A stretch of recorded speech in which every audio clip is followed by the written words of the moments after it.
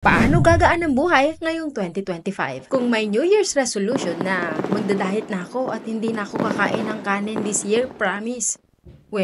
Di nga. Pag-usapan naman natin ang mga resolutions natin sa ating mga finances para siguradong mas magaan ang buhay ngayong bagong taon. Happy New Year mga kababayan! I'm Sally, your licensed mortgage Pinay dito sa Canada. And today, pag-uusapan natin ang mga home and financial resolutions na pwede nating simulan para mas magaan ang buhay natin ngayong 2025. Ready na ba kayo? Let's go! Una, gumawa ng realistic home budget. Bakit nga ba realistic dapat ang budget natin? Simple lang yan. Kasi kung masyadong mataas ang expectations mo o kaya sobrang higpit, madali kang madi-discourage. Realistic ang goal natin para sustainable at achievable. Okay ba? Ganito ang gagawin natin. Una, i-identify ninyo ang fixed at variable expenses. Ilista mo ang mga fixed costs tulad ng mortgage, utilities, at yung regular mong binabayaran gaya ng insurance. Isama mo na rin ang mga variable expenses tulad ng groceries at entertainment at syempre pangkain sa labas. Next ay set non-negotiable savings goals. I-treat mo ang savings as a must-have sa budget mo. Walang konsiderasyon dyan. Isipin mo siya na parang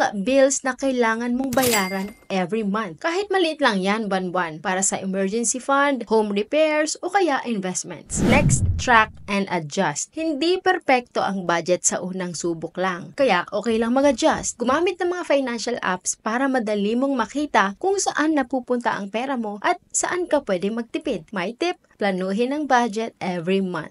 Next mong gagawin, mag-build ng home equity. Ang home equity, mga kababayan, ay isang powerful tool para mapalaki ang net worth mo. Gusto mo bang mas mabilis mabayaran ang mortgage o kaya pataasin ang value ng bahay mo? Ito ang mga tips. Number 1, magdagdag ng extra payments sa mortgage principal mo. Kahit maliit lang yan buwan-buwan, malaki din ang epekto nito sa interest savings mo. Next, mag-invest sa strategic home improvements. For example, kitchen or bathroom remodel or energy efficient upgrades. Kapag nagdadagdag ka ng value sa bahay mo, tumataas ang home equity mo. Meaning, tumataas din ang overall net worth mo. Next is to pay down debt. Kung meron kang utang mula sa holiday shopping o iba pang gastos, ito ang game plan natin. First is avalanche versus snowball method. Piliin mo kung gusto mong unahin ang high interest debts o kaya yung pinakamaliit na utang. Ang importante, tuloy-tuloy ka. Next is to refinance or consolidate. Kung mataas ang interest rates ng mortgage or loans mo, baka pwede mong i-refinance para mas mababa ang pabayaran mo. Next is to celebrate milestones. Every time mabayaran mo ang isang utang mo, reward yourself.